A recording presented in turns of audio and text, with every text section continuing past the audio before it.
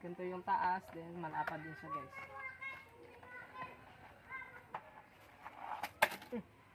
Nahulog yung kanyang mga screw.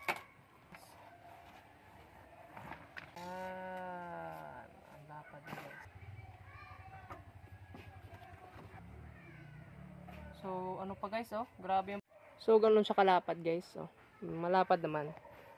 Yan yung 40 watts na solar panel. So, ito yung kanyang wire na output. So, makikita po natin na makulimlim, umaabot siya ng 15 volts. Makulimlim pa yun guys. Pero,